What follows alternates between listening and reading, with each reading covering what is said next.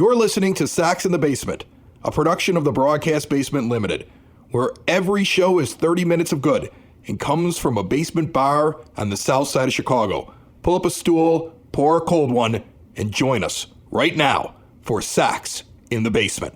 Heard everywhere podcasts can be found, and always at sacksinthebasement.com.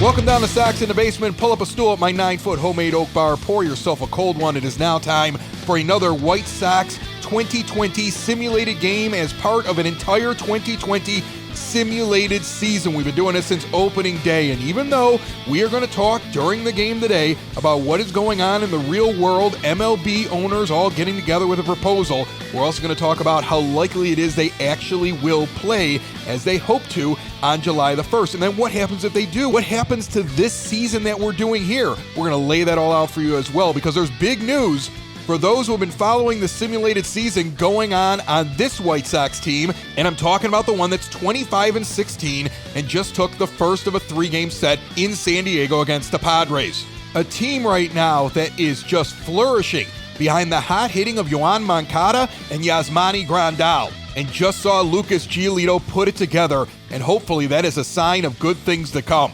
It's all brought to you by Cork and Carry at the Park at 33rd and Princeton. Though we can't be there now to drink a beer, we can enjoy their fine food and award-winning burgers at the top of that menu list. Get the entire menu and order through Grubhub or direct at corkandcarryatthepark.com and support a Southside tradition. So much ahead today. Also ahead this week, Dave will be joining me for a few games, and James Fox, White Sox beat reporter that's had a ton of scoops this offseason, is going to come on and talk about the upcoming draft in Major League Baseball and the possibility of real baseball coming back. And I think he and I are going to disagree based upon his tweets, so that should be fun.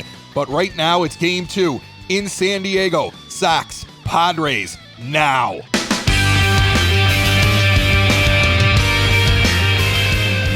And welcome to Petco Park in beautiful San Diego. Clear skies and a 25-16 Chicago White Sox team going up against the second place in the NL West San Diego Padres. It's White Sox simulated baseball using MLB The Show 20, and Dinelson Lamet will take the mound tonight for the Padres.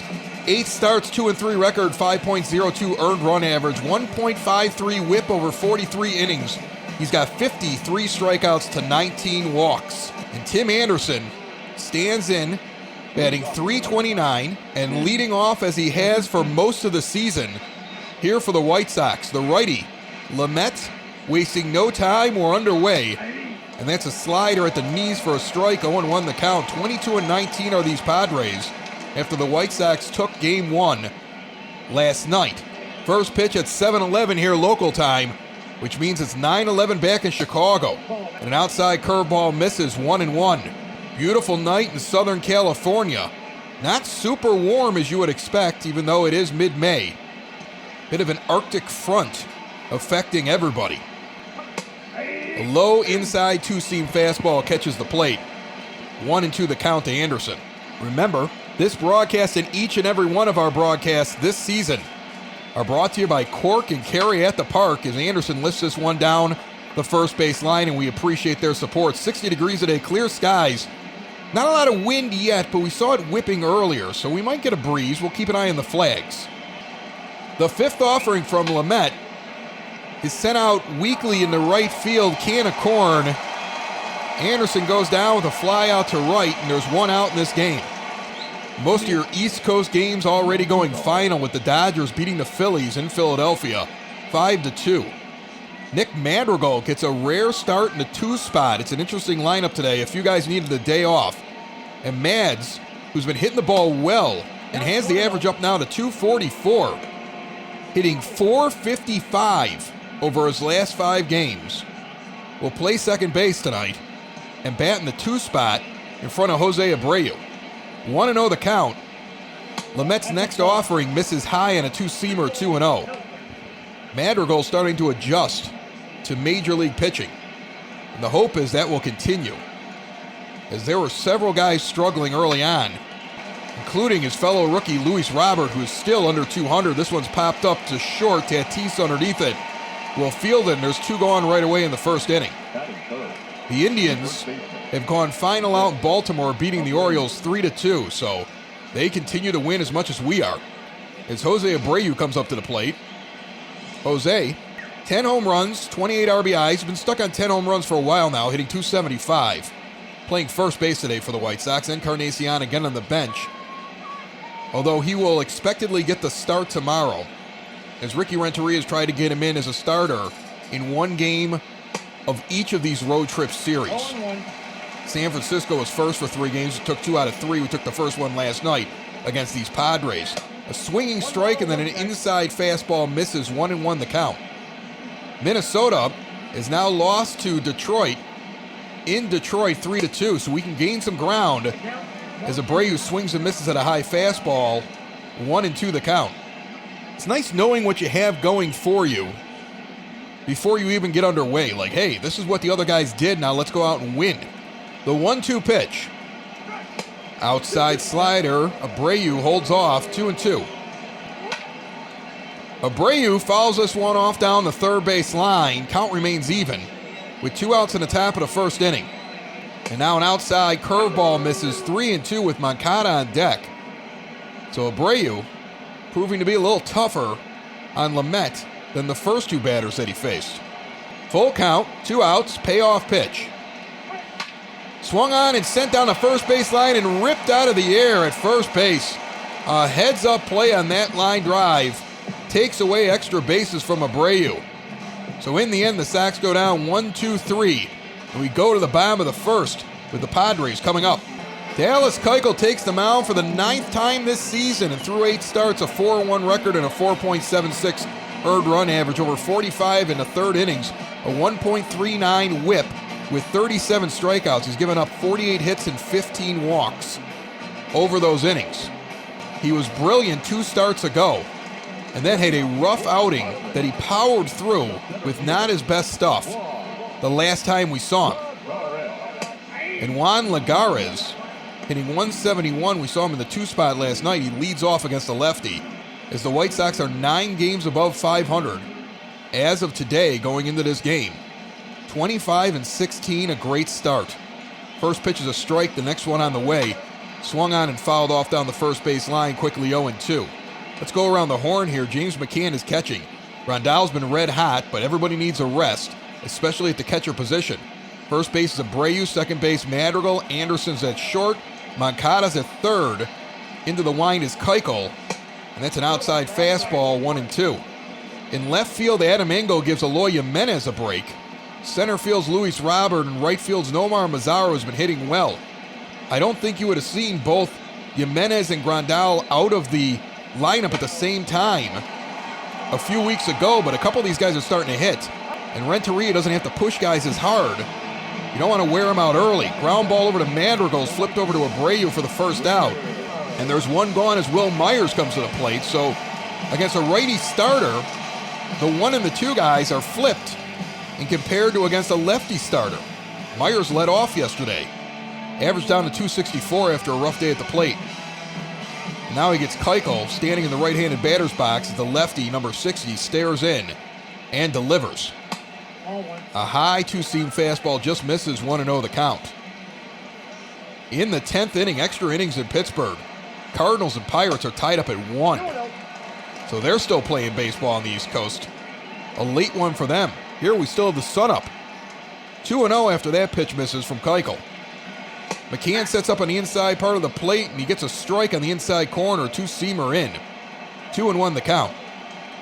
The next offering hits the outside corner on a change, 2-2. The count is now even on Myers, who started off 2-0, and now it's even. Keuchel wastes no time, comes right back at him. This one's flied out in the left field near the line. Is Engel backing up near the track? He will catch it, hung up there for a while. There's 2 gone. Some solid defense out there right now for the White Sox in the outfield. It's a cavernous outfield. And Tommy Pham comes up. 291 is what he's hitting. He had a hit last night, and then on 2 straight pitches stole second and then stole third. Sends this one over to short on the one-hop. Anderson gets it and gets Pham out by about a step and a half. He's quick down the line. T.A. gunned it. 1, 2, 3 go the Padres. 6 up, 6 down between these two teams, and we go to the top of the second in San Diego. Top of the second inning, leading off for the White Sox is Yoan Moncada. Moncada leads the team in batting average amongst those that qualify, hitting .340 coming into this game.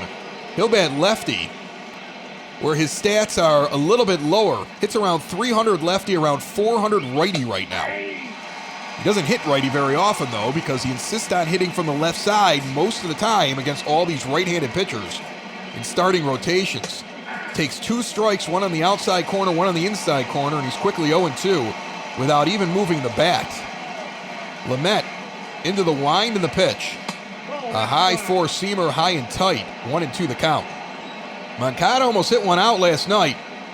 Stuck on 6 home runs. He's had a few of them off the top of a few walls around Major League Baseball. I feel like as it warms up, we're going to see even more power out of the White Sox 4-hitter.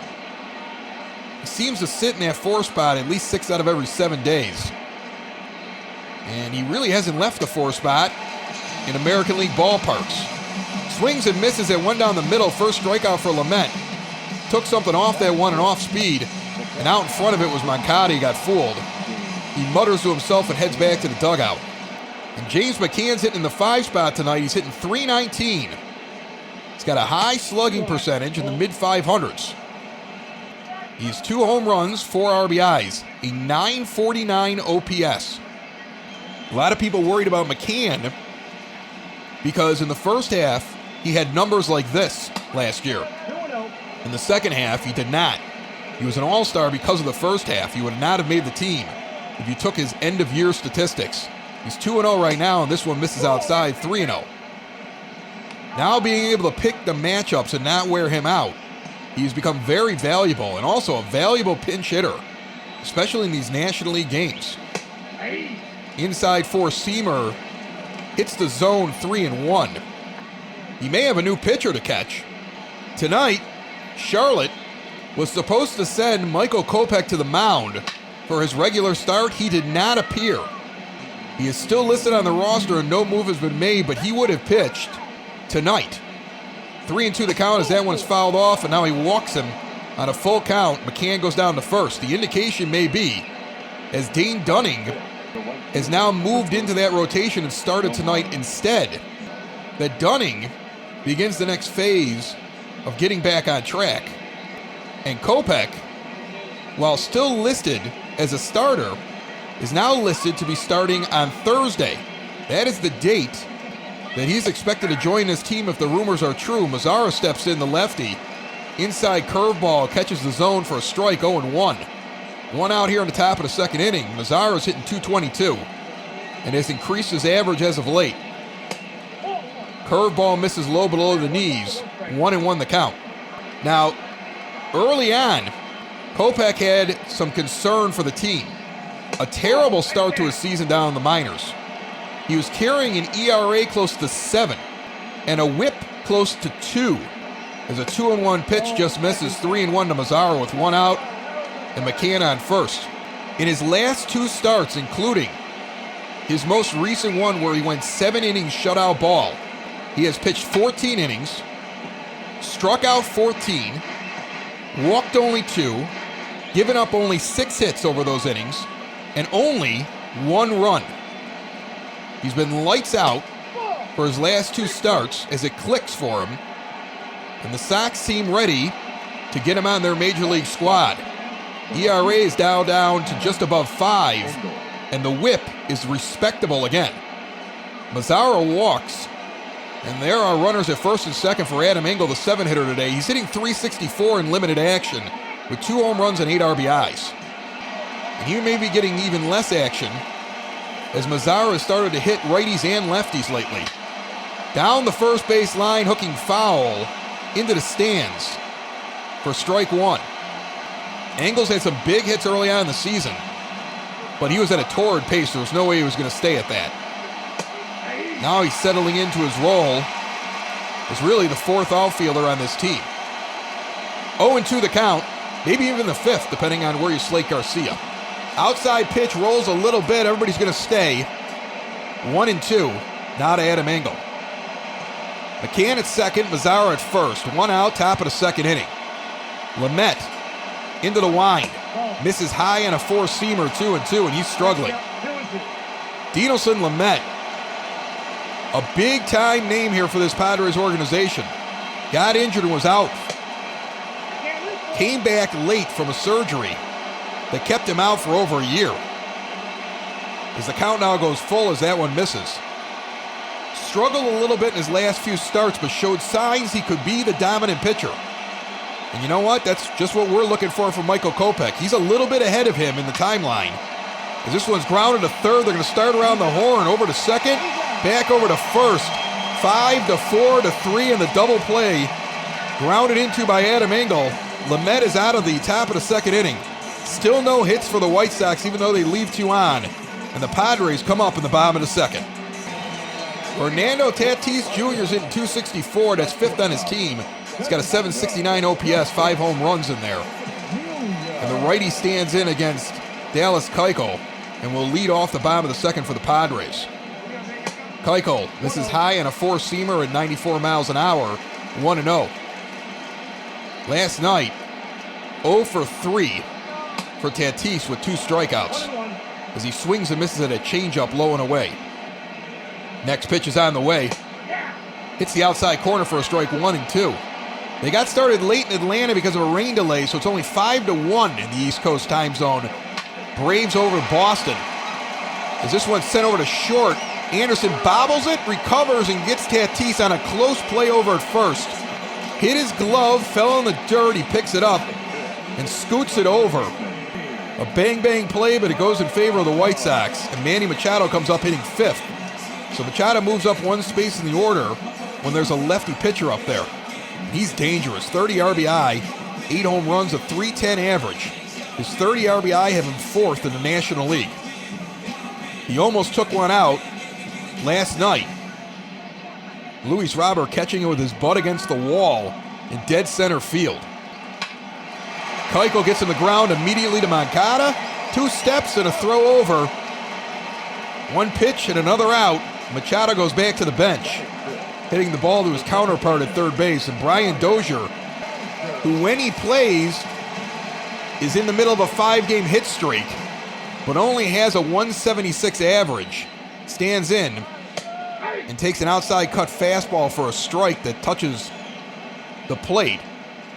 Keuchel slows down for a moment, changes the signs with McCann, and now throws one just outside and a cut fastball tailing away. Count is even at 1-1. Tries high and inside, doesn't get the call, 2-1. Keuchel into the wind and delivers. Tapped up the middle, there was a shift on for Dozier. Madrigal behind second, fields it and gets it over to Abreu. And 1-2-3 go the Padres for the second straight inning. We go to the top of the third inning. No runs, no hits, no errors for either team. You know they're coming soon. And as we enter the Family Waterproofing Solutions third inning, here's Luis Robert hitting 183 and struggling, although he had a big 2-run double that busted the game open for the White Sox in the top of the ninth inning last night and put it out of reach. Big insurance runs from Robert on a big hit off the wall that almost got out of here. Takes a strike right away as Lamet entered the inning with 38 pitches. And after that ball, he's at 40, 1-1 the count. Here in the top of the third. Family Waterproofing Solutions sponsors this inning. Family-owned, female-owned, veteran-owned. Ken's a Marine. They're on the southwest side in the suburbs in Evergreen Park, but they cover pretty much all of northern Illinois and northwest Indiana. Get a free estimate, even over video, to keep you and your family safe and find out how they're going to do the job right and safely for you, as that one misses outside and Roberts quickly 3-1 with Keuchel on deck. Details coming up midway through the inning, and don't forget to ask about the special Sox in the Basement deals, specifically for Sox in the Basement listeners from Family Waterproofing Solutions. Roberts swings on an inside four-seamer tailing in that might have been ball 4. The count is full. He's had a lot of full counts over the last few days. The 3-2 pitch swung on and sent out in the left field, tailing back towards the wall is Myers. He looks up, and that ball is gone. Luis Robert takes him out for a solo shot, 379 feet. Good for him. Gets out here at 96 miles per hour. Robert almost hit one out last night. just a little bit to the right of that area in left field. Tonight he puts it out. This stadium and this weather suits him. Maybe it's just been too cold for Luis Robert. He might heat up. That was always the theory with Eloy Jimenez last year. Just didn't like the cold weather, and then he heated up, and he got used to it eventually. I don't know. Dallas Keuchel steps in with a 1-0 lead and no outs here in the top of the third. He bats lefty like he throws and takes a four-seamer inside, 0-1 the count on the pitcher. So Luis Robert had a nice hit last night, leaves off this game with a home run. And the hope is he's turning the corner. Lamet now hits the upper inside corner of the zone for a strike taken by Keuchel. Keuchel's played not only for Atlanta, where he had the bat, but he was on Houston for a little bit, I believe, before they switched over to the American League. So he has held the bat before. Swings on this one and pops it straight up. Underneath it is the catcher. And there's one gone. So Tim Anderson, who led off with a line out in the first inning, stands in for the second time today with one out in the top of the third. Nobody's on, but the White Sox have a run already in this inning. And Lamet, with pitch number 48, swung on and missed a two-seam fastball inside and not in the zone. 0-1. Anderson tied for 8th in the American League in doubles with 12 so far on this season. The 0-1 pitch hits the outside corner on a four-seam fastball, 0-2. TA stands in, the bat wiggling a little bit. Swings at a high offering and sends it out to right. It's going to drop in a duck snort. He swung at a ball that was up at his eye level. Got enough of it to get it over first, but not far enough out in the right field for it to be caught. So TA's on. There's speed aboard with one out, as Anderson's been up at the top of stolen bases in Major League Baseball for the majority of this season, although the leader is still his counterpart, or his teammate, Luis Robert. Madrigal takes a high and outside pitch for a strike, 0-1. Next pitch misses low, a curveball, 1-1 the count. Anderson goes, they throw down, close play at second base, and he is out. That is a bang-bang play. They're going to show on the replay. The ball lands directly in front of him on the bag. You couldn't have a more perfect throw.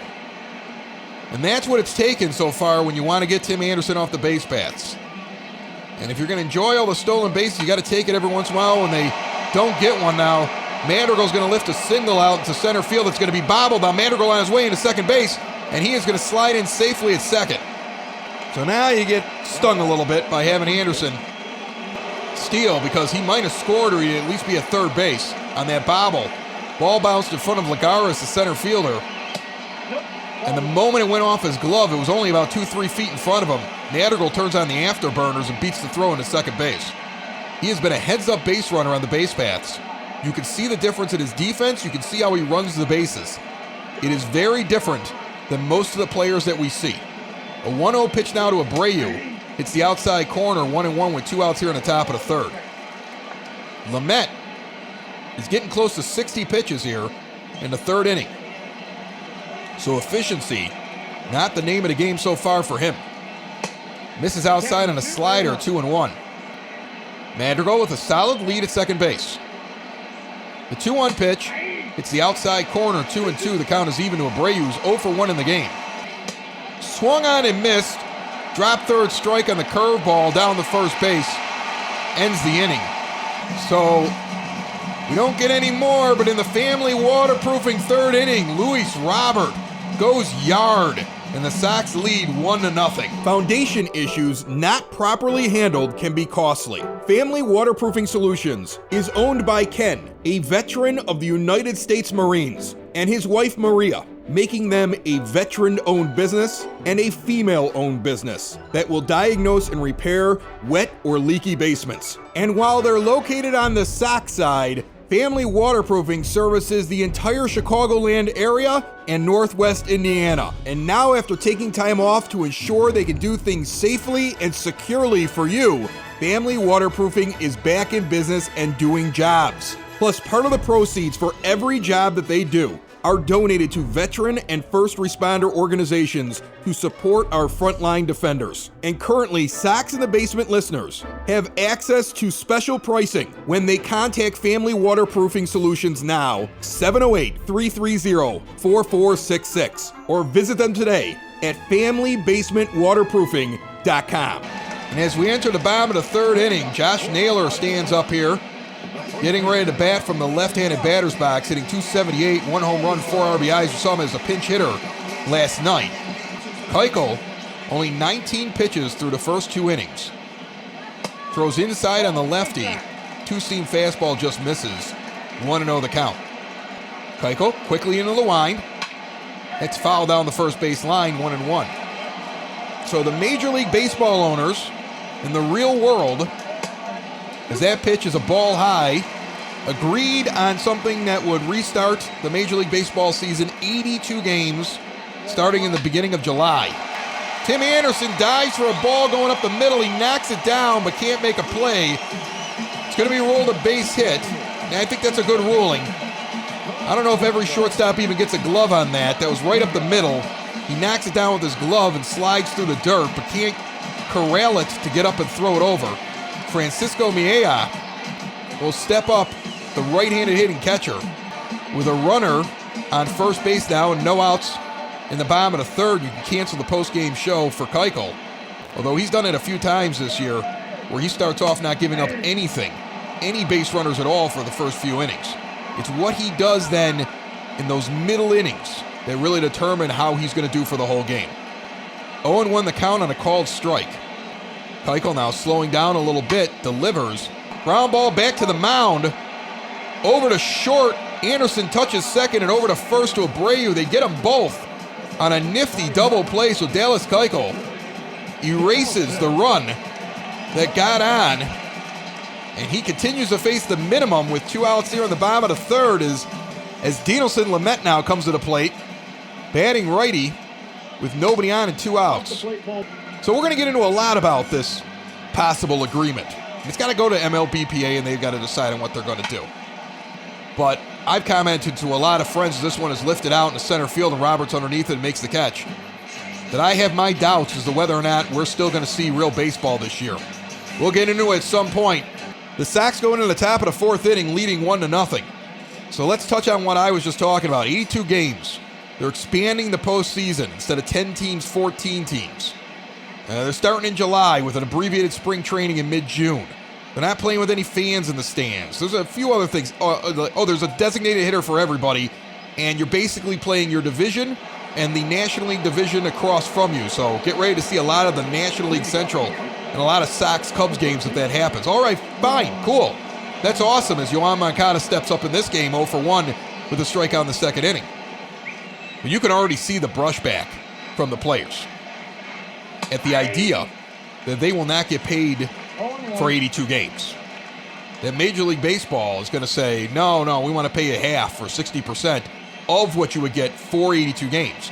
They see it as they already had their salary cut in half, they're not cutting it anymore, and they see it as a salary cap. As Moncada swings and misses at that one, 0-2.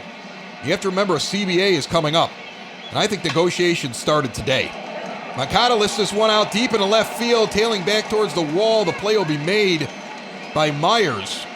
Takes an 0-2 pitch for a ride, but it's a long out. There's one out here in the top of the fourth as James McCann comes up, who walked in the second inning.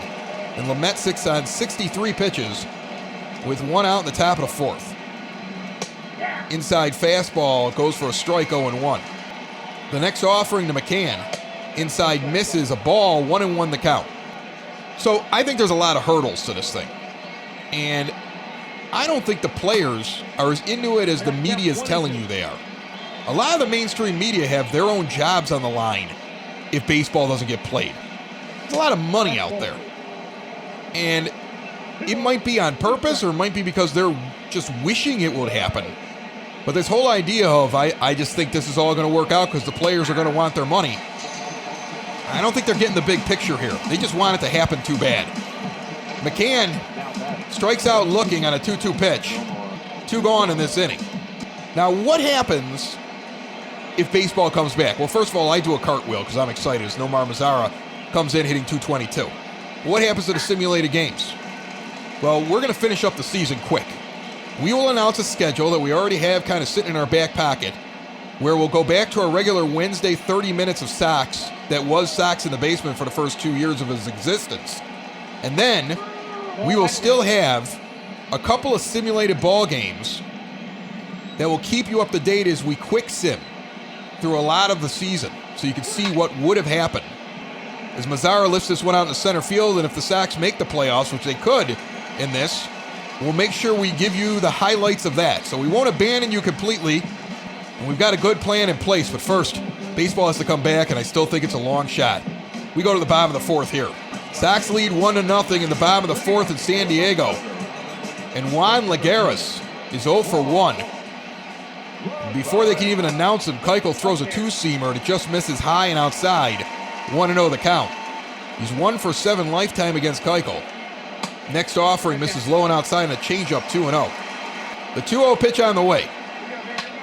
Chopped down the third base line. Foul ball, 2-1. Next offering. Swung on and missed, 2-2 the count. And Keuchel now comes back at him and gets him to swing and miss at a two-seam fastball on the outside portion of the plate and gets his first strikeout of the game for the first out of the fourth inning. Remember, it was a low-scoring game last night till the ninth inning when the White Sox put up a 3-spot, took a 2-1 game and made it 5-1 going into the bottom of the ninth. As Myers comes up 0 for 1 and takes an outside pitch for a ball. It's 1-0 here in the bottom of the fourth after a Luis Roberts solo shot. 2-0 count now, as that one was in the dirt. Now Myers fouls one down the third base line, 2-1. Next pitch swung on and missed, an outside two-seam fastball. You see Keuchel really working through all of his pitches tonight with McCann and throwing with very good accuracy early on. Swung on and missed a two-seamer just a little bit further outside. He gets him to reach for it. He set him up and then just inched it further out. And he gets back-to-back strikeouts after not recording any in the first 3 innings. Tommy Pham comes to the plate, 0 for 1. As Keuchel gets ready for his 38th pitch here in the bottom of the fourth and 2 outs. Two-seamer just misses, 1-0 the count. Pham's average down to 289. He has 9 home runs as he stands in on the right side of the plate. He takes an inside two-seamer. 43 hits on this team, that's second on the Padres coming into this game. He's 2-0 right now, the Dallas Keuchel. Swung on and sent out into right field, tailing across in the foul territory as Mazzara goes off his glove but in foul territory. 2-1. Now swung on and missed on a changeup outside, and Keuchel evens it up immediately. He didn't even let Pham get settled after that. Nice quick pitch. McCann sets up on the inside corner, and they get him looking on a cut fastball high and tight. Pham just stares at where the ball was and shakes his head. End of 4, Sox lead 1-0. Adam Engel will come to the plate as there's already double barrel action in the Padres bullpen. Lamet enters the top of the fifth, trailing 1-0 with 71 pitches under his belt. And Engel sends the first one deep into center field. It's tailing back towards the wall. He looks up, and that ball is gone. Solo shot, Adam Engel. Dead center field, 436 feet. Got out of here at 105.4 miles an hour. 2 solo home runs from the bottom of the order for the White Sox is the difference in this game, as it is now 2-0 in San Diego. And the guy to hit the first home run for the Sox tonight will come up to the plate after slapping high fives with Engel as he crosses the plate. And Luis Robert is 1 for 1 with his solo shot. And Lamet delivers inside four-seamer, misses 1-0 the count. And you hope that that home run is the catapult that gets Luis Robert going. Robert waves the bat across the plate. Lamet takes his time, waits for the sign, the pitch. A low curveball hits the dirt on the way into the glove, 2-0. Went 1 for 4 with a 2-run double last night in his last appearance at the plate. But he was a full count in every at-bat. He went full in the first at-bat here tonight and hit a home run. So maybe he's seeing the ball very well to get pitchers to go deeper in counts. Maybe that's the plan. 3-1 now on an inside curveball. So a hitter's count for Robert as he continues to work the pitchers. Is this maybe a focus? Hot shot over to third. Machado makes a nice stab. Looked like it was on its way out in the left field. He gets it over to first base. There's one gone here in the top of the fifth inning, and Dallas Keuchel's going to come up and hit. And why not? He's pitching really well. The Sox have a 2-run lead. Keuchel popped out straight up, basically, the first time up. Takes a high four-seam fastball for ball one. Keuchel was a Gold Glove winner in 2018. I did not know that, or at least didn't pay enough attention, as this one is also popped up. Gets out as far as Machado, though, this time, so he's increasing the distance. Caught just behind third base. There's two gone, and Tim Anderson comes up 1 for 2 with a single in the third inning, and he was erased on an attempted stolen base a few pitches later. The 2-out pitch. Outside two-seamer misses, 1-0 the count. He scored 8 times in the last 5 games. He's been a very good table setter for this team. And I was not a big fan of him being in the 1 spot like Ricky Renteria wanted him to be.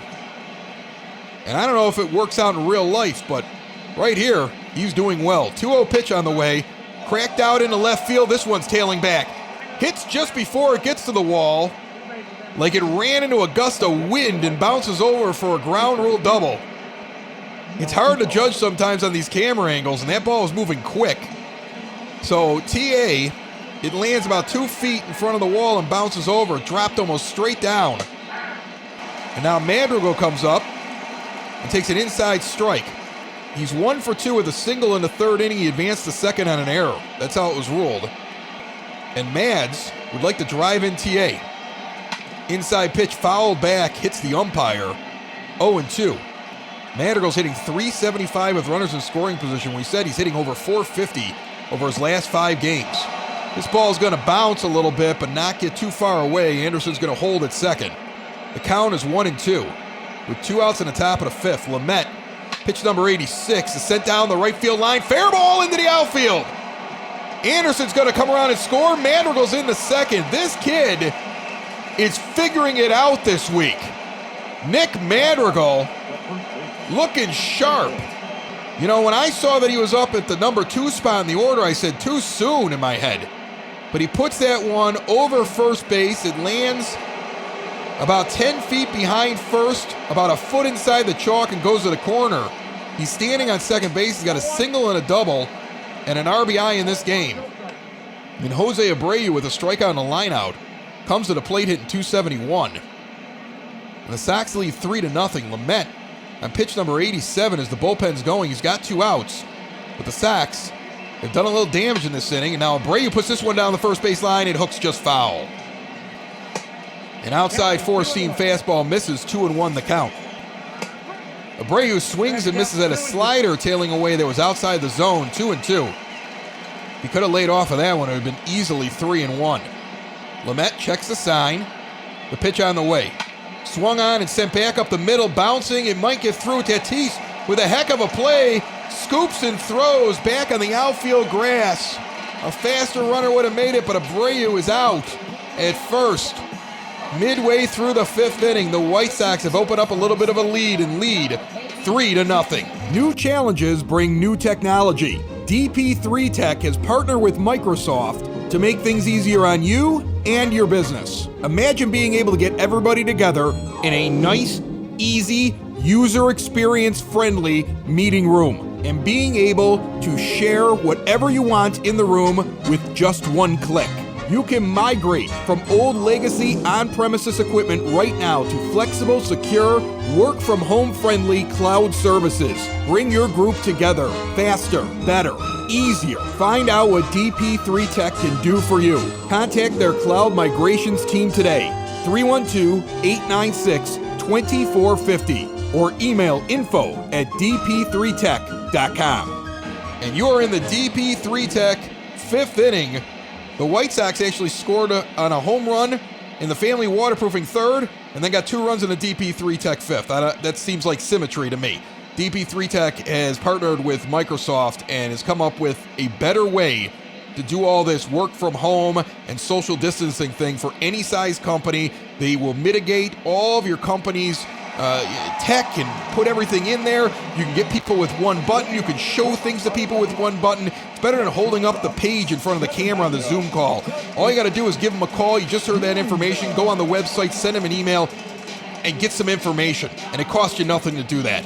As Fernando Tatis Jr. comes up, he's 0 for 1 with a ground out in the second inning.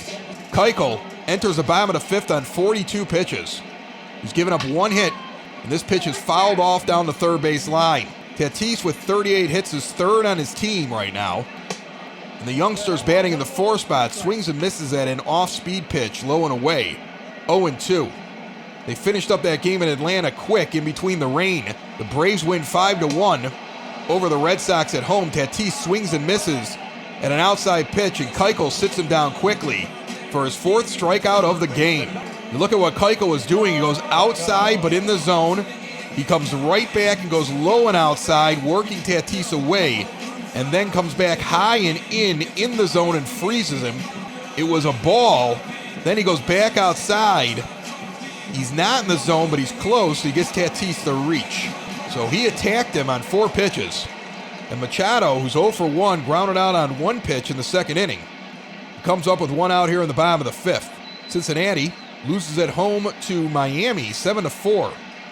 That is finally a final. Some late games out east. Keuchel into the pitch. Swung on and fouled back a 2-seamer down at the knees, 0-1 the count. McCann sets up on the outside portion of the plate and takes a high 2-seam fastball. He seemed to be calling for it low. Keuchel missed on that one. 1-1. It is finally over in Pittsburgh. In lots of extra innings, they defeat St. Louis 2-1. As Machado swings and misses at a fastball tailing inside at the shoelaces, crosses him up, 1-2 the count. Keuchel quickly in the line. McCann sets up on the inside portion of the plate, swung on and missed, high and tight, a cut fastball. Machado goes underneath it. 5 strikeouts now for Keuchel, which is amazing because he didn't have any strikeouts through the first 3 innings. Think about that. He didn't strike out anybody through the first 3 innings. He struck out the last 5 guys he's faced, or at least the last 5 guys that have swung and missed, come up to the plate. That's what I mean to say. Brian Dozier's 0 for 1. He grounded out in the second inning. Into a shift. Madrigal's behind second. Anderson and Moncada have shifted over a little bit. There's only one guy on the right side of the infield that goes right to Anderson. He hits into the shift again. Sent over to Abreu. 1, 2, 3. Go the Padres. And we are through 5. With the Sox leading 3-0 in San Diego. You're listening to Sox in the Basement. Drew Pomeranz will come in. 22 games, 2-0, 24.2 innings. And Yoan Moncada steps up to the plate. Takes a strike down the middle. He's on the right side of the plate now with a lefty in. Let's get back a little bit real quickly to what's going on in MLB. Tony Clark of the Union. And this is the most telling thing, because remember when he said when they were talking, well, we might play a half a season, but if we don't have fans, the players will have to take a pay cut. He said, no, we already negotiated it. I don't know what they're talking about. As Moncada swings and misses. He's 0 for 2 in the game, and he's 0-2 in the count, having a rough one so far today. Into the line, the lefty sends this one now into right field, falling fast. He dives, and it gets underneath him. Moncada's going to run all the way around second. He's on his way into third. The ball's back at the wall, just getting picked up as he gets to third base. He'll round third and think twice as he gets to the relay man. That is a triple for Yoan Moncada. As an ill-advised dive for a ball that was falling short, gets under the glove and rolls to the wall in the right field corner. Moncada standing at third base, looking to see if he needed to go home there. There's no outs in the top of the 6th inning and a runner on third for James McCann. Takes an 0-2 pitch and turns it into a triple. That's how you know you're a good player. That frustrates other teams. McCann takes one low and inside for a strike on the corner. But now Tony Clark says after this, the owners have agreed to everything. And here's the quote. This is not the first salary cap proposal our union has received. Trust me, folks. They're negotiating the CBA right now. And you know what? If they're going to do that, fine. Just make sure I have baseball in 2021. Because I don't want to see another stoppage if you're not going to play the half season. It probably won't be the last, Clark said, that the league is trying to take advantage of a global health crisis to get what they failed to achieve in the past. As McCann strikes out, and to anonymously negotiate through the media for the last several days suggests they know exactly how this will be received. There are a lot of vocal players on Twitter. They're all asking about health concerns, They're all concerned about the idea they're trying to cut into their money. I've heard the phrasing of, hey, if Major League Baseball made more money than they expected, would we get paid more? The owners have held things over players' heads like renegotiating contracts and renegotiating the CBA, and this is what you agreed to. They even did it with this most recent agreement, where the players have not been happy with how service time has been manipulated. And now the players are throwing it back in their face. As Mazzara standing in on the left side of the plate, he's 2-0 quickly. Moncada still on third with one out in the top of the sixth. Sean Doolittle, relief pitcher. He wrote an interesting series of tweets. One of them was, bear with me, but it feels like we've zoomed past the most important aspect of any MLB restart plan. Health protections for players, families, staff, stadium workers, and the workforce it would require to resume a season. Then he went through all these different things, including there's studies saying it might affect your lungs if you get it, but you're still asymptomatic. Are they going to provide me lifetime health care? Do I get hazard pay? He wants more money to go and play. So this is not going to be a cut and dry thing as Mazzara walks down to first base, drawing the free pass, and Adam Engel is 1 for 2 with a solo home run. The fifth comes up with runners on first and third and one out. And it's such a short timeline. They want to get this taken care of in a couple of weeks so they can resume spring training in mid-June. Folks, have you ever known these two sides to get along ever? Like, just work things out? I don't see it. 1-0 the count, the pitch to Engel. Swung on and charged out in the left field. It's at least going to score Moncada, I believe. Myers will catch it. Moncada will tag the throw coming into home. It will be close. Nice arm. But he's up the first base line on the throw. Moncada will score on the sacrifice fly by Engel. Mazzara held at first as they faked him out on the possible cutoff of the throw. Luis Robert now comes to the plate. He had a solo shot in the third inning. That gave the White Sox their first run of the game. They now have 4 in total, and he's got a runner on first base. Runner on first, 2 outs, top of the 6th inning. Swung on and fouled off down to third base line. Next offering, swung on and missed, 0-2 the count. MLBPA executive board member and Yankees catcher Chris Iannetta told ESPN last week, as Robert swings and misses and goes down on strikes and ends the inning, there's an intrinsic risk that players are going to undertake. They should be fairly compensated for taking that risk. Yeah, this doesn't seem positive. Good thing we have this. You're listening to a White Sox simulated season, and we've been doing every single game here with MLB The Show on Sox in the Basement. Josh Naylor steps up to the plate. He's the number 7 hitter. He's 1 for 1 with a single in the third. One of the few guys to break through on Dallas Keuchel tonight, who's sitting on 51 pitches as he starts the bottom of the 6th. He's cruising so much, he's probably leading off the top of the 7th inning, hitting. The 2-seamer swung on and missed, 0-1 the count. Keuchel into the wind, and a swing and a miss on a changeup there. He has gotten even deadlier, striking out 5 of the last 6 guys that he has retired. Inside 2-seamer, 1-2. Brushes him back off the plate. Naylor shakes his head. Seems to think that he thought he was going after him. And maybe Keuchel is intimidating him a little bit. He goes outside. He was trying to set him up, going low and outside after going high and tight. It misses, 2-2 the count. Inside pitch swung on and missed, a 2-seamer, and he sits down Naylor. 6 strikeout for Keuchel. 6 of the last 7 outs that have been recorded against the Padres have been strikeouts by Dallas Keuchel after he didn't have one through the first 3 innings. And that man is on fire out there on the mound. Francisco Mejia is 0 for 1. Takes a low outside changeup, 1-0. Keuchel into the wind and the pitch. High and inside, 2-seam fastball, 2-0. Folks, remember, SoxOn35th.com is partnered with Sox in the Basement. That's us. We do the broadcast. We simulate the games. We keep track of all that stuff. We send it over to them. They do the analysis. They break down things afterwards. They give you the box scores. A completely immersive experience. As a low and inside pitch misses 3-0, and that's the first time in a while that we've seen Keuchel get behind on a batter. So after the game, check out Sox on 35th and be a part of this season. Get me over fastball, goes for a strike. 3-1 the count. Let's see if Keuchel goes back inside the zone. He tried to, but he tried to hit the inside corner. Ump's going to say it's too far inside. Keuchel didn't like the call. Stood on the mound and gave him a stare after he caught the ball. gives a free pass with one out in the bottom of the sixth. And the pitcher, Drew Pomeranz, is not going to come in and pitch. Instead, Jurickson Profar will come in to pinch hit. He's on the right side of the plate because he has a lefty up there. He takes a low changeup below the knees, 1-0 the count. Profar's hitting .289. We saw him last night. 2 home runs, 10 RBIs, and .864 OPS. He does not normally start against a lefty. There was a time where at Texas, he looked like he was about to bust out and be a superstar. He goes to Oakland and has a terrible season last year and now is caught on with the Padres, but does not have an everyday role. The 1-1 pitch, swung on and sent over to second, grabbed out of the air by Madrigal. He picked it before it hit the ground. What a play. Most second basemen let that bounce in front of him. Madrigal goes down to a knee, not really a dive, but makes a very acrobatic play to catch it and roll. Gets up and still flips it to first, hoping he's got the base runner.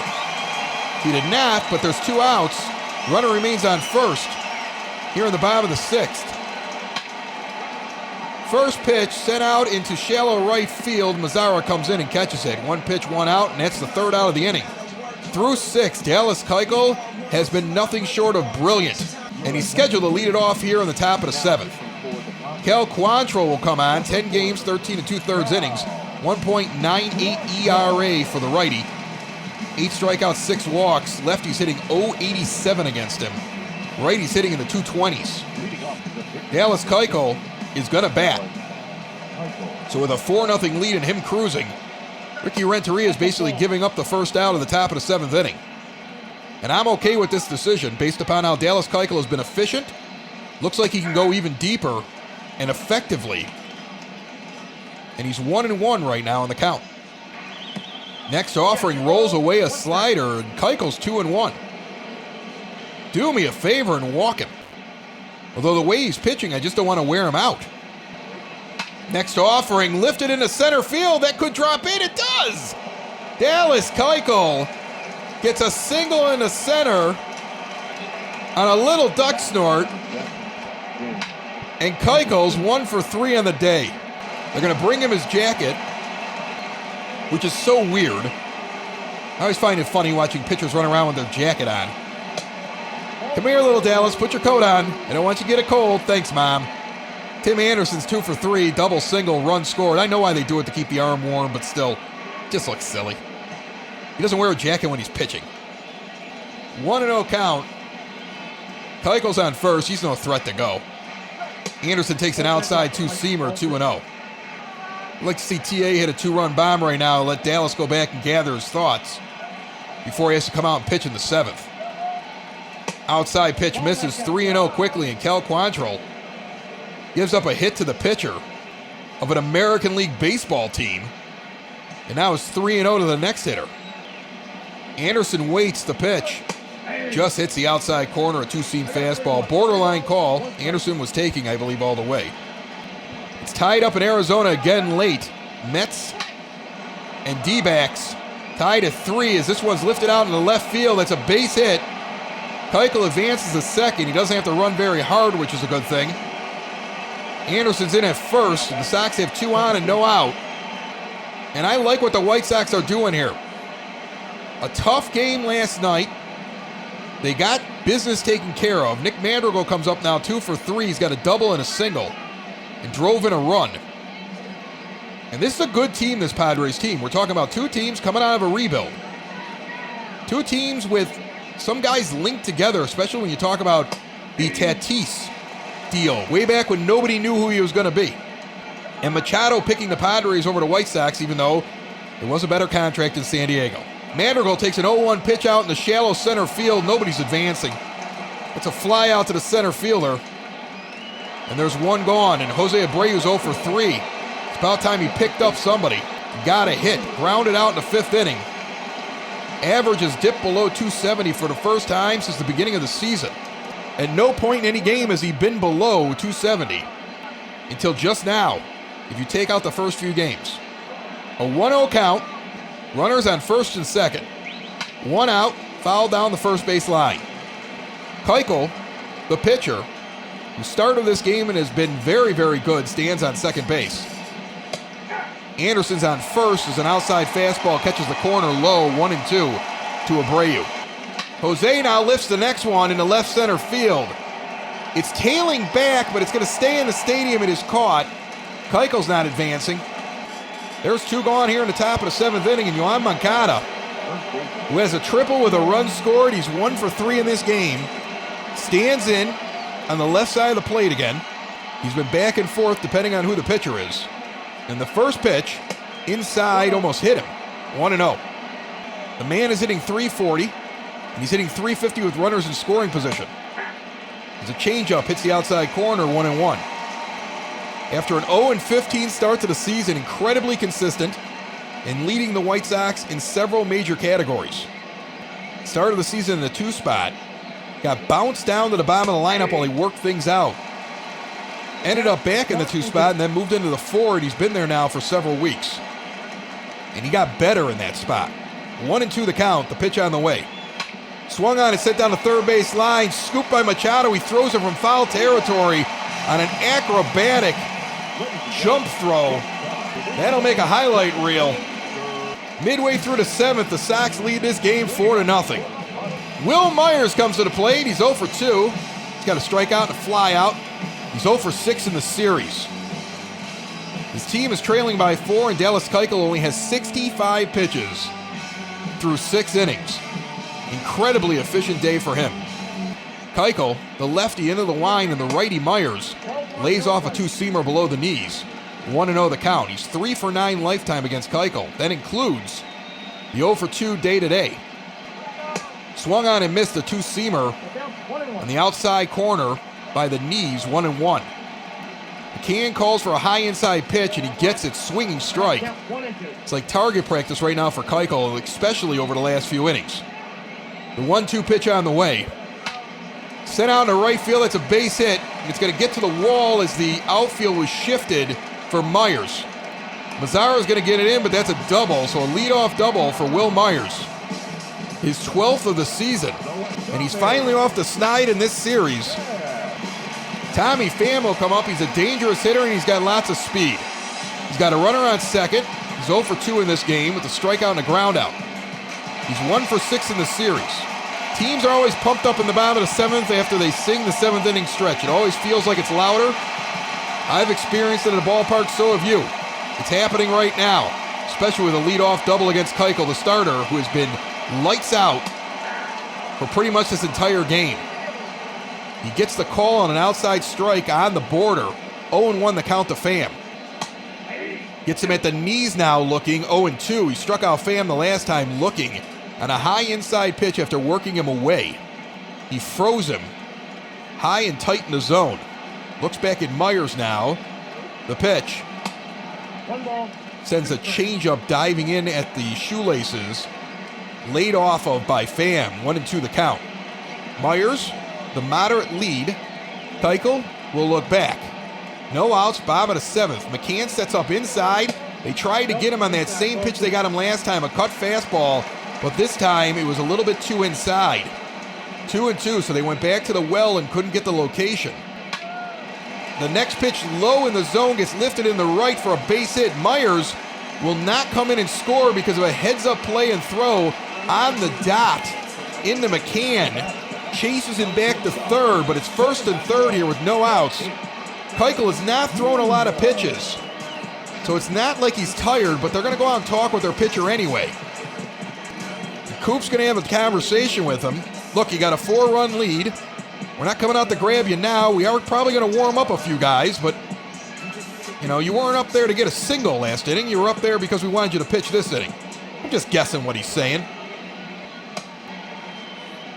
Cishek and Bummer warming out in the bullpen right now. Keuchel, after his talk, pitches to Tatis. Throws a high 2-seam fastball that just misses. 1-0 the count. Tatis only hitting .194 with runners in scoring position to this point. He's 0 for 2 in this game. But there's no outs in the bottom of the 7th. Sox up 4-0. Runners on first and third, and there's good speed on first. Swung on and missed a low changeup, 1-1 the count. I would be surprised if Pham doesn't try to take second at some point. He stole 2 bases on 2 pitches last night in a row. Inside two-seamer, 2-1 the count. But Keuchel's a lefty, so he's not going to get the same jump that he got on Giolito. And he may just hope that Keuchel's distracted by him. Dallas has to focus on the batter. He's got a cushion. Make your pitches. Inside two-seam fastball misses high and tight. 3-1 the count with the ever-dangerous Manny Machado on deck. And what felt like a foregone conclusion that Dallas Keuchel was going to continue to cruise. Doesn't feel that way right now, at least. As this ball is fouled off down the first base line into the netting. Full count, payoff pitch here with runners at first and third to Tatis. Low, he missed his location. Tatis holds off. The bases are loaded. Manny Machado comes to the plate. And the buzz is considerable here in San Diego in Petco Park. The Padres got only 1 run yesterday and had not scored a run yet in this game. But now with nobody out, they have everybody on. Bases loaded, no outs, bottom of the 7th. They have their best hitter, in my opinion, up to the plate. 0 for 2 is Manny Machado. Sox have held him down so far, but at some point, he's going to get something. Keuchel checks the sign and delivers. An inside two-seam fastball goes for strike 1. Machado's hitting .302 to date with runners in scoring position. So the moment does not mess him up. He is intimidating as he stands in the right batter's box. Low outside changeup misses 1-1. So Keuchel has not let a lot of guys on this entire game. In fact, there are more guys on in this inning that have been on base the entirety of the ball game. Fouled back 1-2. Keuchel, even with this rough inning, only at 83 pitches. Next offering, low and in, misses on a cut fastball 2-2. As Dallas is trying to keep the ball down. San Diego only has 3 hits this entire game. 2-2, the count is even, the pitch. Inside, broken bat down the first base line. Abreu's going to flip to Keuchel. They're going to let the runners score. As the ball died in the infield, Keuchel covers first. The White Sox will concede a run and take the out at first base on a broken bat by Machado and a ball that dies in the grass. Abreu ran up to get it, and Keuchel ran over and covered first. So there's 1 run in and 1 out. As Brian Dozier comes up 0 for 2 with 2 groundouts. Both of them were into a shift, which the White Sox seemingly cannot do right now. Or at least not the way they were. The pitch. Low four-seam fastball above the knees, 0-1 the count.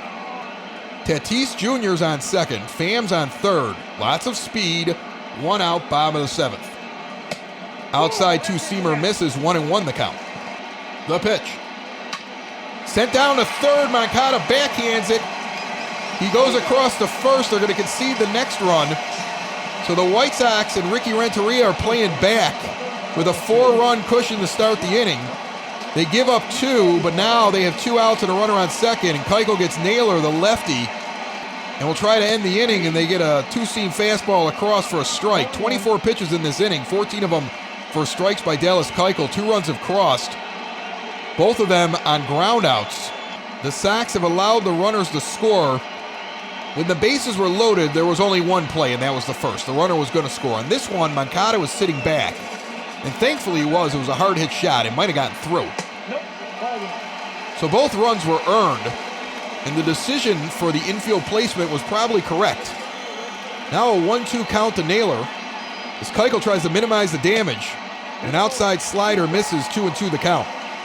Padres, though, have already cut the lead in half. And Keuchel's up in the 90s pitch-wise. The Sox would love to see him get out of the inning here without any more damage. Finish off what has been a very good start, even with that swing and a miss.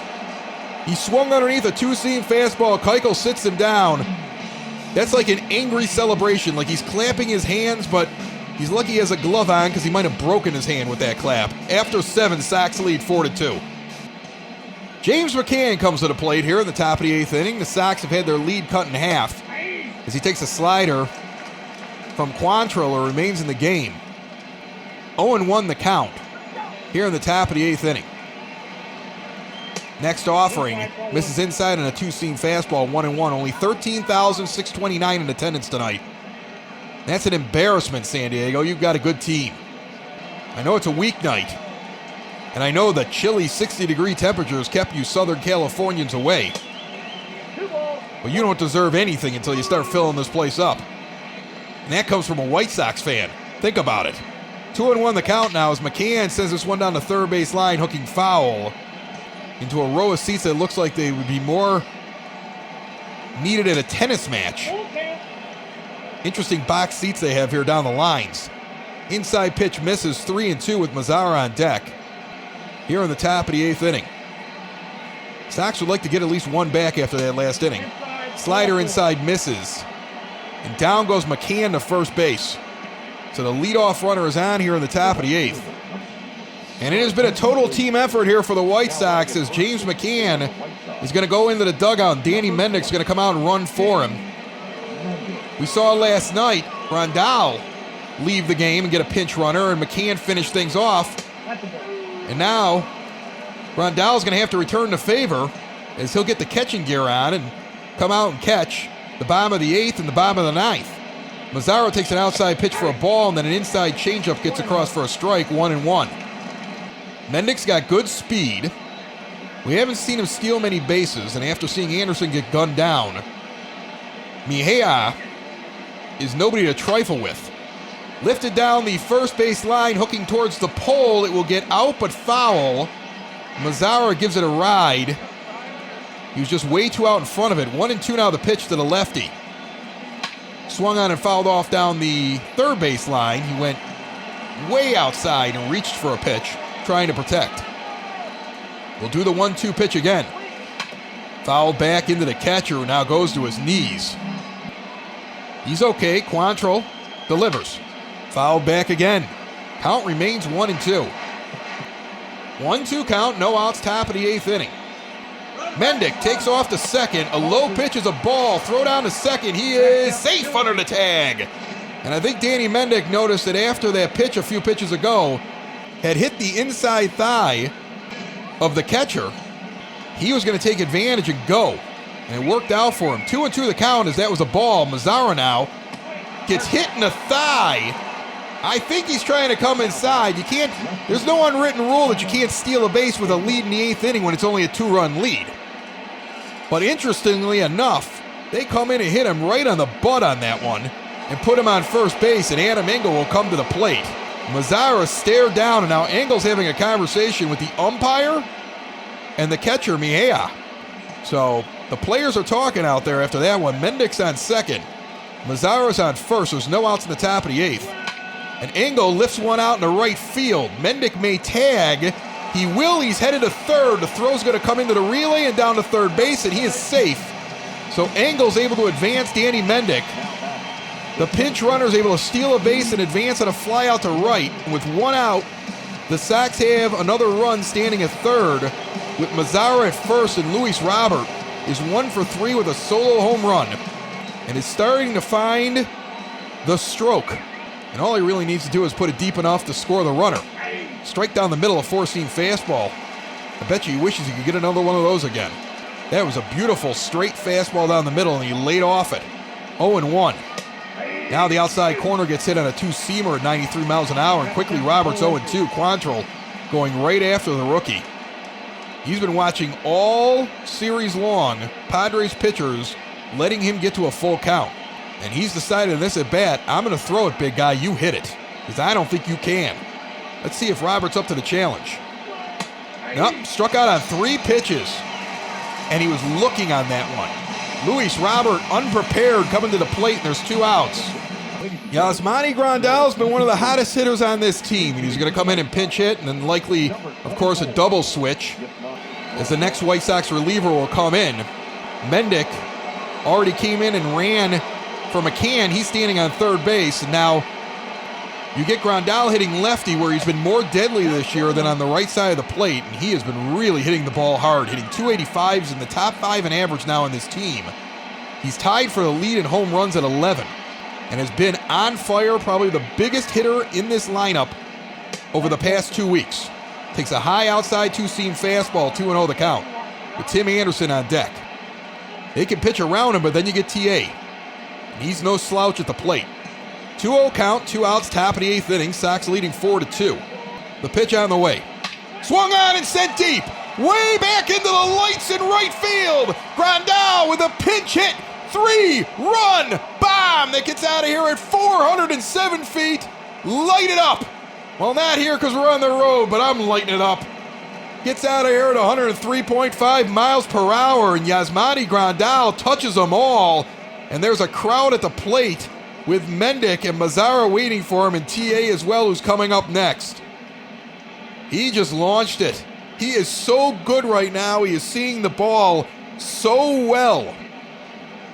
And Quantrill just put his head down after that ball left the bat. It was a no-doubter.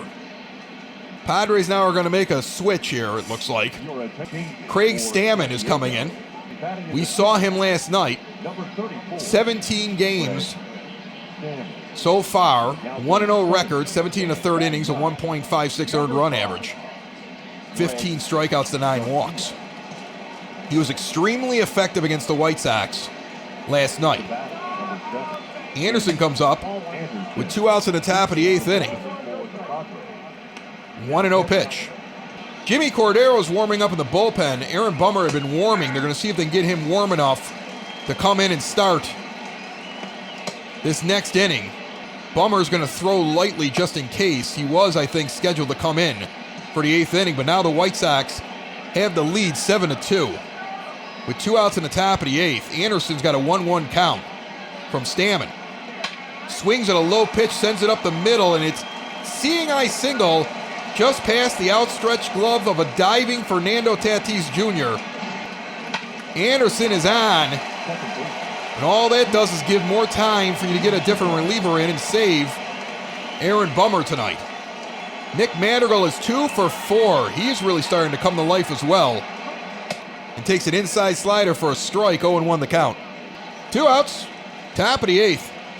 Sox have gotten some runs on a 3-run pinch hit bomb by Yasmani Grandal. They led 4-0 for a good portion of this game. Padres had just gotten 2 in the bottom of the 7th against the starter Dallas Keuchel, who went 7 innings and is now out of the game, giving up 2 runs. Over 3 hits in 7 innings. This is a ground ball, the second for Madrigal. The flip over to short. The force out at second base of Anderson. And the inning is over. Yasmani Grandal, though, comes in and sends one out on a pinch hit, 2 out, 3-run home run down the line. Jimmy Cordero will come into the game here. Over his 17 innings, he has the highest walks and hits per innings pitched and the highest ERA on the team. He has the highest fielding independent pitching. To put it short, after a very, very hot start the first few weeks of the season, he is the worst statistical pitcher on the entire staff.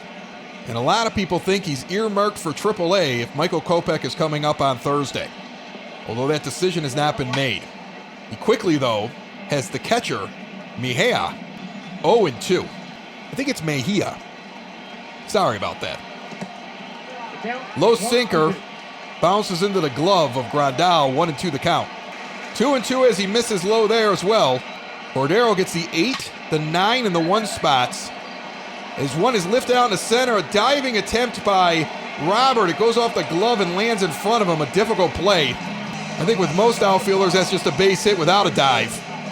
He sold out, but kept it in front of him, knocking it down. Cordero gives up a hit right away. There's a reason why he comes in when you got a 5-run lead and you're trying to save some bullpen arms. Greg Garcia will come in and pinch hit.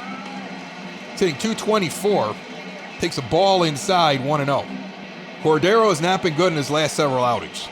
Ricky Renteria is either giving him a chance to redeem himself, a chance to audition to stay on the staff. Swung on and missed on a changeup, 2-1 the count. Inside four-seamer, 2-2. Goes for a strike. Cordero trying to fight back. He's not a bad pitcher. Even if he gets sent down, he could be back up later on in the season. He's got to work out his problems. This one's a nubber in front of the plate. Grandal can't get it down there quick enough. Cordero didn't come off the mound. That ball is closer to Cordero, and he never even moves. Poor defensive play by the pitcher. Grandal had to come a long way to come get it as Cordero just stood there and watched the play.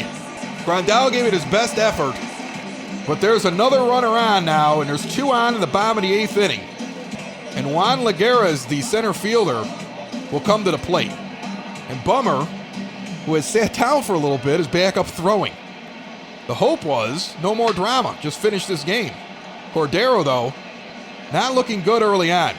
That was a solid base hit in the center field that Robert gave his best effort on, and then he doesn't come off the mound on a play that was clearly his. 0-2, though, quickly now as he pours in 2 fastballs. If he's angry with himself and he can turn it into some good pitches, that's a good thing. Ball's lifted out in the left field. Tailing back, it will be caught by Engel. The runner's going to advance from second to third as it was deep enough. And Engel is running away from third out towards center, catching it on the run.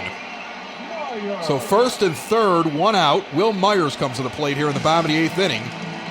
The Padres have a 5-run deficit. Cordero finally gets his first out of the inning. Grandal is behind the plate now after hitting a pinch hit 3-run home run. One of the base runners that he brought in, Danny Mendick, had come in to run for James McCann. He stole second and advanced to third on a ball out into right field, so it made sense to have him out there. But anybody could have scored on that bomb by Grandal.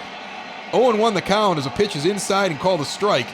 Next one's high and misses on a 4-seamer, 1-1. You have heard me talk on Sox in the Basement all off season that I like Jimmy Cordero. I think Jimmy Cordero is a good pitcher. I think he showed us something. And I envision him as a big part of this staff. I didn't envision Carson Fulmer being anything of consequence. That is not the case as of today. A low fastball below the knees goes for a ball, 2-1 to Myers. Smacks this one to second. Madrigal with a nice feed over to Anderson, sent over to first. 4-6-3. Everything that Nick Madrigal does looks like poetry out there. Cordero's through the 8th. Sox lead this still 7-2 as Jose Abreu will come to the plate in the top of the 9th inning. Abreu is 0 for 4. He's had a rough game, considering that Encarnacion is probably going to get a start in this series, just like he got one in San Francisco just to keep him fresh. He'll likely get a break tomorrow unless he comes in as a pinch hitter. Jace Fry and Evan Marshall are warming out in the pen. Sox have a 5-run lead. They lead 7-2 here in the top of the 9th.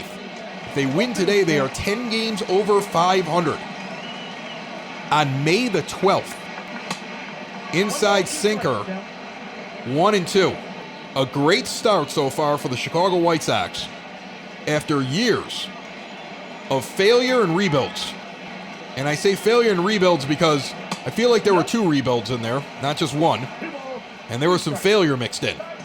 But this last rebuild so far seems to be paying off. I think this one was done right. 2-2. Swung on and sent out to right field. Get down, it will. It's a base hit.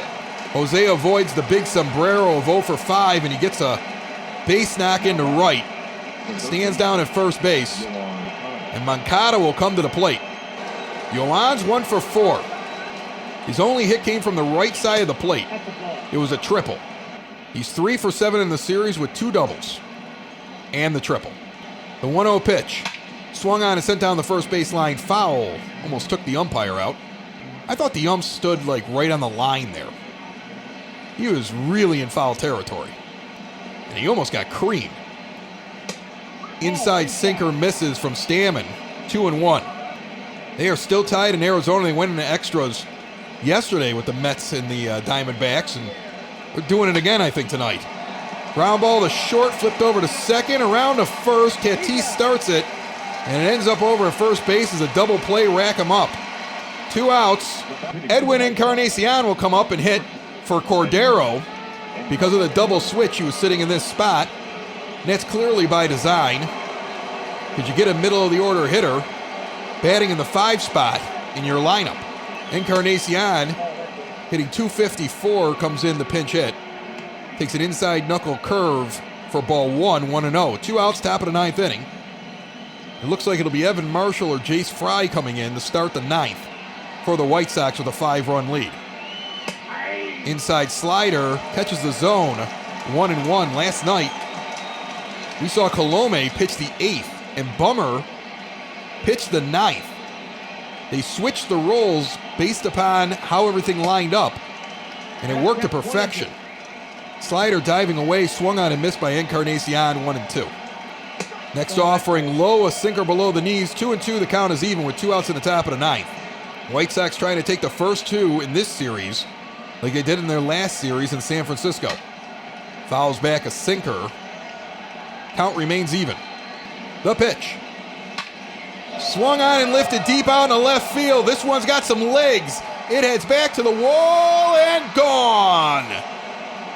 2 pinch hit home runs by the White Sox tonight. Grandal had a 3-run homer last inning, and Encarnacion hits a solo shot with 2 outs to add to the lead, 376 feet out in the left field. They're heading to the exits here, if they weren't heading there already, as Nomar Mazara comes up. Sox have an 8-2 lead, and Mazara takes an outside slider, 1-0. This White Sox team is really coming together. The last time they stumbled was on the last road trip. They split with the Angels, but lost 2 of them to Colorado. And the question was, had they lost some of the mojo they had? They sat at about 500 over a 12-game stretch. And now they're starting to take off again. They have never lost more than 2 games in a row this season. But they've won more than 2 in a row a few times. It's a low sinker, misses 3-0. Adam Engel stands on deck. He will bat if Mazara gets on. Mazara takes a strike down the middle. He was taken all the way, 3-1 the count. You know, late in these games, you might sit there and say, well, what does it matter to Nomar Mazara? His team's killing it. He's trying to come back from a really rough start. This at-bat means a lot to him. Slider misses low, he's going to walk. You know, you don't give up on your approach because your team's killing the other team and it's late. That's a nice at-bat. He draws another walk. He's had a few of them today. Adam Engels 1 for 3. He had a shot out of here for the second run of the game. Robert and Engel had solo shots before the Sox started adding on more runs, and now they lead 8-2. Engel takes an inside slider, 1-0 the count. Boos raining down from a few of the Padres faithful. You could imagine they pay as much attention to us as a rebuilding team in the American League as we do to them in the National League. Both fan bases are like, our team's going to be better. So far, the White Sox have gotten the better of them. Ground ball to short, flipped over to second for the force out. But Encarnacion adds on another one with a solo shot out in the left field. We go to the bottom of the 9th, up by 6. Evan Marshall will come out here for the 9th inning. He's got 18 1/3 innings over 15 appearances, 2-0 record, 2.95 earned run average, 13 strikeouts, 4 walks. Righty's hitting 222 against him, lefty's hitting 200. Tommy Pham will be the first batter. The 3, the 4, and the 5 will come up here for the Padres, trailing by 6 here in the last half of the game. Inside sinker goes for a strike taken, 0-1 the count from Marshall. Want to thank Family Waterproofing Solutions for all their support during all of this. And I want you to go check them out, even if you think you might need a new sump pump or a battery. You just want to have somebody take a look at something that doesn't look right in your basement. They're good people. Support them. They support us. As a pitch is lifted out in the shallow center for a base hit from Pham. He's not ready to go home. So the leadoff man is on. Want to thank DP3 Tech. I don't care if you have a business or if you just work for somebody. Go impress the boss. Tell them about how you can do things better with this whole work from home thing. They've got the answers. And I want to thank our sponsors, Cork and Carry at the Park. I want to tell you a quick story about them that really touched me the other day. They pay us. That's how this works. But I send things to all the restaurants and bars like, you don't need to pay me. You're shut down, you're hurting for money, don't pay me. And Cork and Carry did not stop. And I didn't expect it to come, and they came and they and they're not even open. I don't even want to cash the thing, I'll be honest with you. As Tatis swings and misses for a strikeout. And I'm touched by the fact that they're like, no, we want to make sure you have this. You know, because I know they're struggling. They've got their location up on Western Avenue. It's not even open. They can only do the food out of the place around the park. And let's be honest, I guarantee you that place, its big months are when the White Sox are open. It's not when they're not playing. That one's flied out into center field. Robert on his horse going to get back and catch it. There's 2 outs quickly. There's Machado, 1 pitch, 1 out. There's 2 outs in the bottom of the 9th. Marshall is about to end this game. So I just want to give a quick shout out to them. Make sure you check out their menu. Cork and carry at thepark.com or go through Grubhub. Eric Hosmer is going to come up and pinch hit. He stands in the lefty with a runner on first and 2 outs. Cork and Carry at the Park is our fine sponsor. And they've been advertising with us since back at the end of the season last year and have been a sponsor with us now for the last couple of months. And don't forget Sox on 35th with the post game. Check that out. Check out the blog. Joe Binder's been on the show before. We're going to have to get him on soon enough. This one's down the third base line. The game's not over yet. Going to roll into the corner. Engel's going to get it in. Pham's going to go first to third, but remain on third base. A double for Hosmer. 2 on and 2 out, with the Sox leading 8-2 here in the bottom of the 9th inning, and the Padres not wanting to go home just yet. Sox get the Padres tomorrow here in San Diego and then head back home for a series with Toronto. And the possibility looms large that Michael Kopech will be in a jersey. The real debate, though, is he starting on Thursday or not? Don Cooper, according to a couple of pitching coaches that we've had on the show before who have worked with him, says sometimes you got to work things out in the bullpen. Chris Sale, remember, worked things out in the bullpen. Coming off of an injury with the way the pitching staff is doing, he could end up being a long reliever or splitting games up with Gonzalez, who's averaging about 4 to 5 innings. Imagine if you could have Gio go 4 or 5 and Kopech come in and finish off the game. Swing and a miss there by Josh Naylor, and quickly he's 1 and 2. Marshall doesn't want to let a run across. He doesn't care what the score is. He wants to do his job. Runners on second and third, 2 outs. The pitch just misses high. Thought he punched him out there. The count is even. I would say with the fans that are left in the stands, half of them are wearing White Sox outfits. As an inside sinker goes for ball 3. We talked about this, I believe, when we were in San Francisco, that when I lived out on the West Coast for a few years, I tried not to miss any time my team got into town, and then it's a sense of pride when they win the game and you're the visiting guy. And you're like, no, I'm from Chicago. South Side. We just beat you. That one's down the first baseline foul. I've been on many a sports center as the one guy that's standing there in his White Sox jersey amid a sea of the other team in their ballpark. 3-2 pitch, payoff pitch on the way. Swung on and missed, and this ball game is over. Marshall goes high on a 4-seam fastball and finishes it off. Even though in the 8th and the 9th inning, Cordero and Marshall struggled a bit, neither one of them let a run cross. Keuchel gives up 2 runs over 7. And the White Sox win this game 8-2 to take their second game in this 3-game series. And will go for the sweep tomorrow. So far on this road trip, 4-1. With 1 more game left to go. And the Padres have got to go back to the drawing board. Tomorrow, Dylan Cease will take the mound, and he has been red hot. The White Sox with 8 runs on 13 hits. No errors. San Diego, 2 runs on 7 hits. 1 error. Lemec goes 2-4 now, and Keuchel collects yet another win. He is now 5-1. 7 innings pitched, 3 hits, 2 walks, 7 strikeouts, all of them coming from the 4th inning on. And 2 earned runs for Dallas Keuchel as your player of the game. Yasmani Grandal comes in for a pinch hit 3-run home run that really busted this game open and put it out of reach. He was 1 for 1 with that 3-run homer. Adam Engel 1 for 4 with a solo shot.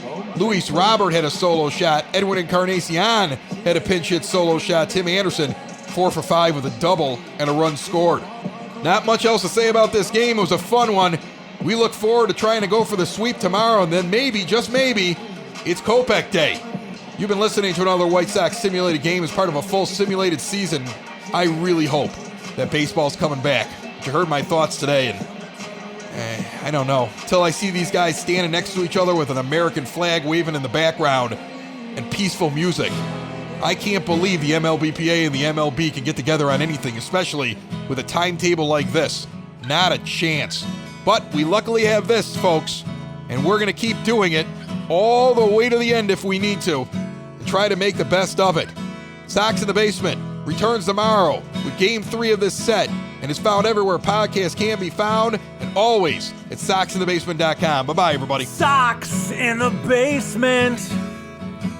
Sox in the basement. Sox in the basement. Sox in the Basement. Heard everywhere podcasts can be found and always on soxinthebasement.com.